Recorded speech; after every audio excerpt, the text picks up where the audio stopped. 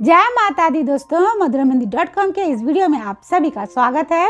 आज के इस वीडियो में हम जानेंगे कि करवा चौथ में सरगी के महत्व और नियम को, और साथ में ये भी जानेंगे कि आखिर क्यों ब्रह्म मुहूर्त में ही सरगी को खाई जाती है। तो इन सभी जानकारियों को जानने के लिए वीडियो पूरा देखिएगा। आप हमें व्हाट्सएप, फेसबुक और इंस्टाग्राम पे फॉलो करें, और अगर आप ये वीडियो यूट्यूब पे देख रहे हैं तो चैनल को सब्सक्राइब जरूर कर लें, क्योंकि मधुरामेहंदी.com आप सभी के लिए लेके आता है ऐसे ही नई नई जानकारियाँ। और ऐसे ही जानकारियों को पढ़ने के लिए आप हमारे वेबसाइट पे जरूर आइए।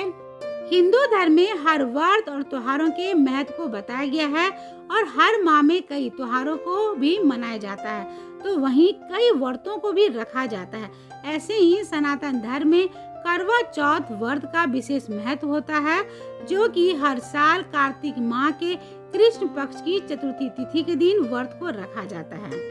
इस दिन सुहागन महिलाएं अपने पति की दीर्घायु के लिए निर्जला व्रत रखती है, और शाम के समय चांद को देखकर पूजा के बाद महिलाएं व्रत को खोलती है।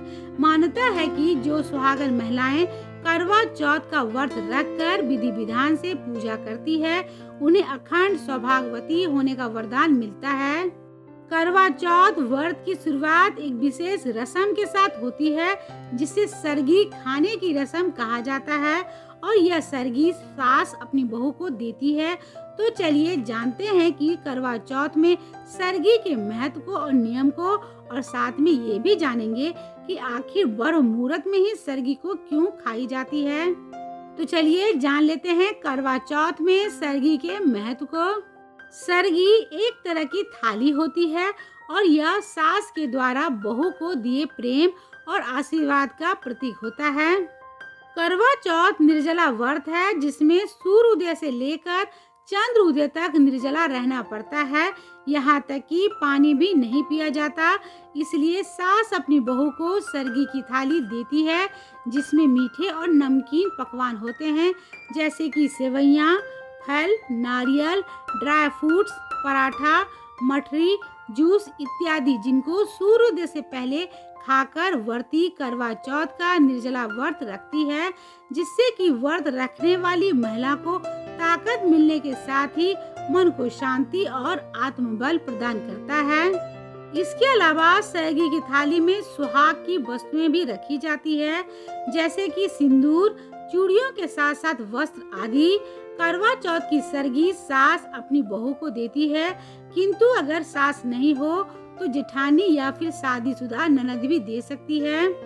करवा चौथ के कठिन व्रत में सरगी एक ऐसी रस्म होती है जिसके बिना इस व्रत की शुरुआत नहीं किया जा सकता, और सरगी की थाली में रखे गए पकवान को खाकर व्रत की शुरुआत होती है। इसलिए सरगी करवा चौथ व्रत का महत्वपूर्ण हिस्सा है। तो चलिए अब जान लेते हैं सरगी लेने के नियम को। सरगी का सेवन नियमानुसार ब्रह्म मुहूर्त में करना चाहिए। इसके लिए व्रती को सुबह जल्दी उठकर स्नान आदि करके स्वच्छ और साफ वस्त्र को धारण करना चाहिए। इसके पश्चात घी के दीपक को शिव परिवार के सामने जलाकर उनको पूजा अर्चना करना चाहिए।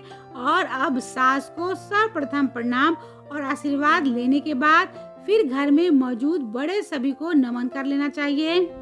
अब सास के द्वारा दी गई सरगी को ग्रहण करना चाहिए। यहाँ ध्यान देना चाहिए कि सरगी में सात्विक भोजन ही लें, भूलकर भी तेल मसाले वाली वस्तुओं का सेवन नहीं करना चाहिए। तो चलिए अब जान लेते हैं कि आखिर ब्रह्म मुहूर्त में ही क्यों सरगी खाई जाती है। ब्रह्म मुहूर्त में सरगी को खाना बहुत ही शुभ माना जाता है, क्योंकि शास्त्रों के अनुसार ब्रह्म मुहूर्त में ही सारे देवी देवता धरती पर भ्रमण के लिए निकलते हैं। यही कारण है कि ब्रह्म मुहूर्त में सरगी को खाने से सकारात्मक ऊर्जा का संचार होने के साथ ही देवी देवताओं का आशीर्वाद और कृपा भी मिलती है।